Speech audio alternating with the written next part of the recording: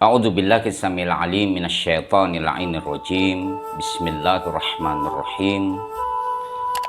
Aqulu lakum ayyuhal ikhwah jami'an. Assalamualaikum warahmatullahi wabarakatuh. Allahumma shalli ala sayyidina Muhammad wa ala ali sayyidina Muhammad.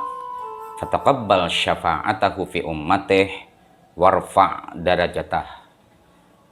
Para pemirsa Hikmah Tip yang dirahmati Allah Subhanahu wa taala, berjumpa kembali dengan saya Busyairi Ali pada acara Renungan Hikmah. Pada hari ini saya ingin mengetengahkan sebuah konten, yaitu masih berhubungan dengan Gema Maulid Ar-Rasul Sallallahu Alaihi Wasallam, bahwa seluruh Nabi alaihi musholatu wassalam ingin menjadi umat Nabi Muhammad Sallallahu Alaihi Wasallam.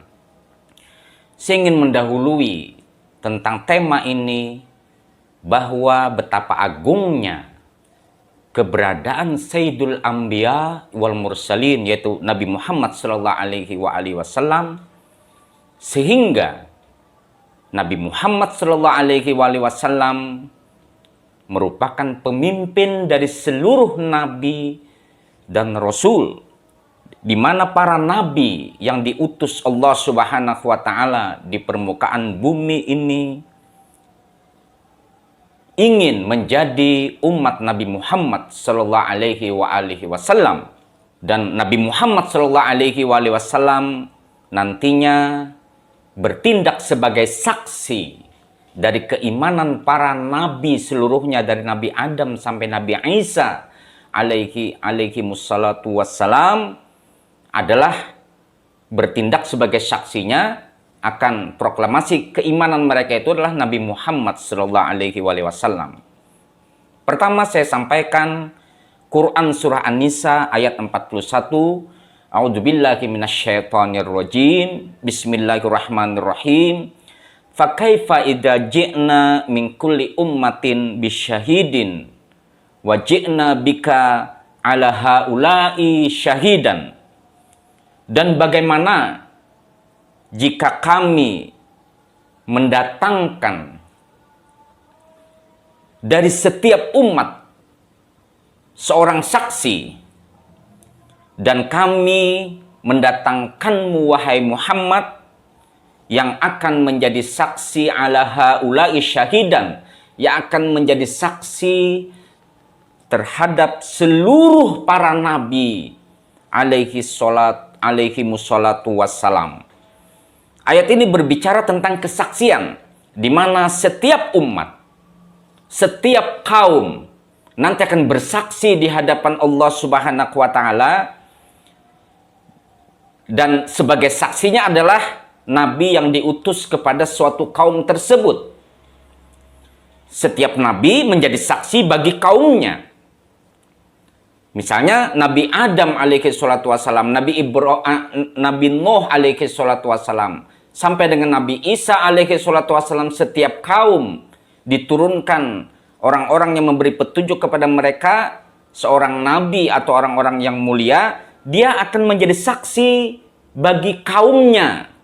Tetapi ketika Allah Subhanahu wa taala berbicara, wa ji'na bika ala haula'i syahidan, dan kami telah mendatangkanmu wahai Muhammad sebagai saksi bagi seluruh para nabi.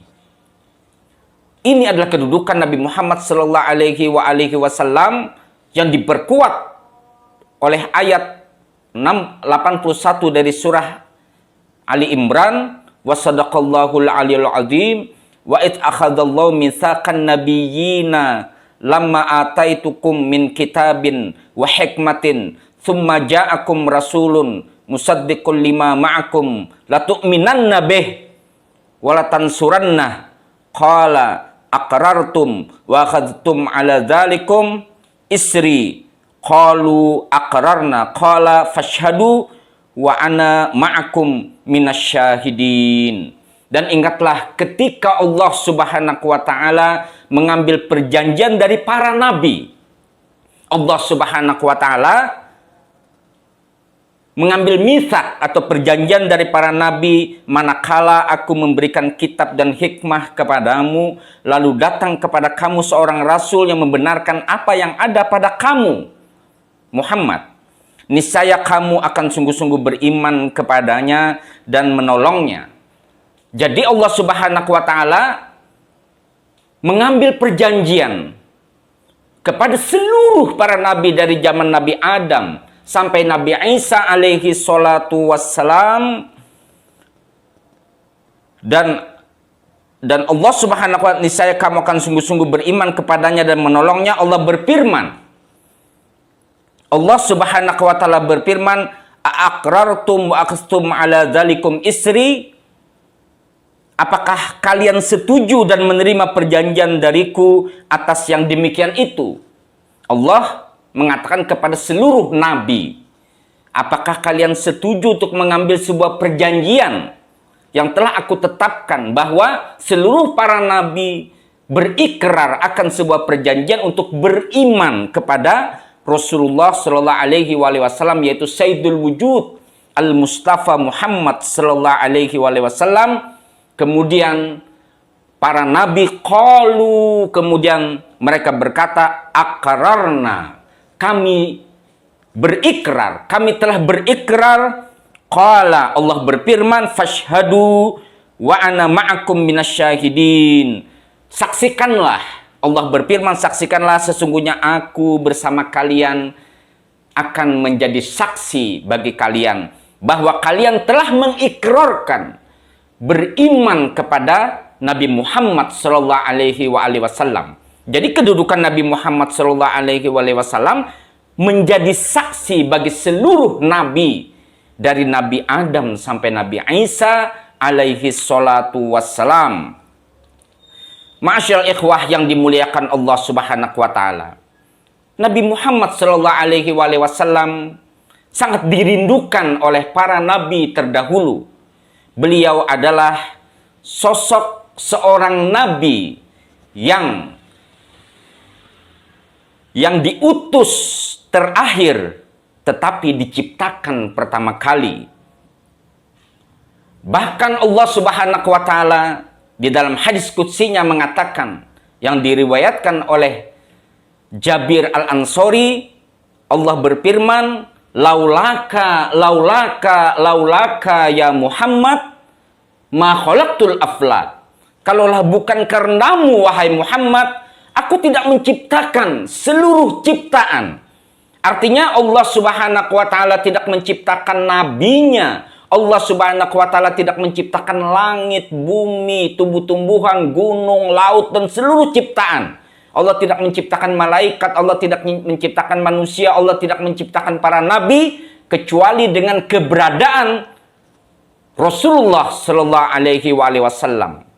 Dan pertama kali ciptaan dari Allah Subhanahu wa Ta'ala, dari seluruh ciptaan-ciptaan yang diciptakan Allah Subhanahu wa Ta'ala adalah Nur Muhammad. Kemudian Nur Muhammad ini dipindahkan dari sulbi yang satu kepada sulbi yang lain, sampai Nabi Muhammad dititipkan di sulbi Abdul Muttalib, dan sampai di sulbi dan rahimnya Sayyidina Abdullah dan Sayyidah Aminah Zuhriyah, bapak dan ibu Rasulullah Sallallahu Alaihi Wasallam, sehingga Nabi ini awwalu khalqih wa akhiru bi'tsatih, pertama kali diciptakan dan terakhir diutus sebagai Nabi Sallallahu Alaihi Wasallam. Jadi ini adalah kedudukan Nabi Muhammad Sallallahu Alaihi Wasallam, di mana seluruh para nabi berdasarkan ayat 41 surah An-Nisa, begitu juga surah Ali Imran ayat 81 menjelaskan kepada kita semua bahwa ikrar para nabi adalah berikrar untuk beriman kepada Nabi Muhammad sallallahu alaihi wasallam. Dan kedudukan ini adalah kedudukan yang paling mulia dibandingkan seluruh para nabi, sehingga status Nabi Muhammad sallallahu alaihi wasallam adalah imam, pemimpin bagi seluruh para nabi dan rasul. jika Allah Subhanahu wa taala pernah mendatangkan 124.000 nabi di permukaan bumi ini, maka yang menjadi pemimpin dari 124.000 nabi tersebut adalah Sayyidul Wujud Al-Mustafa Muhammad sallallahu alaihi wasallam. Beliau adalah Imamur Rusuli Ajma'in, Imamul Anbiya. Beliau adalah pemimpin para nabi dan rasulnya. Oleh karenanya ketika berbicara tentang Nabi Muhammad, di mana kedudukan Nabi Muhammad dirindukan oleh seluruh para nabi. Bahkan Nabi Isa alaihi salatu wassalam mengatakan kepada Bani Israel bahwa akan datang seorang nabi ismuhu Ahmad. Ya Bani Israel, akan datang kepada kalian setelahku seorang nabi yang bernama Ahmad. Di mana di sini dapat kita tangkap sebuah kesimpulan bahwa seluruh nabi itu menginginkan untuk menjadi umat Nabi Muhammad sallallahu alaihi wasallam. Sekarang pertanyaannya, kita yang tidak pernah meminta kepada Allah Subhanahu wa taala untuk menjadi Nabi Muhammad sallallahu alaihi wasallam, kita ditakdirkan untuk menjadi dan hidup di era Nabi Muhammad sallallahu alaihi wasallam, umat Nabi Muhammad sallallahu alaihi wasallam. Walaupun jarak kita dengan Nabi sallallahu alaihi wasallam adalah jauh 1400 tahun lebih, tetapi kedudukan kita bahwa Nabi Muhammad adalah khataman nabiyyin, nabi puncak, di mana kita hidup dalam umat Nabi Muhammad sallallahu alaihi wasallam.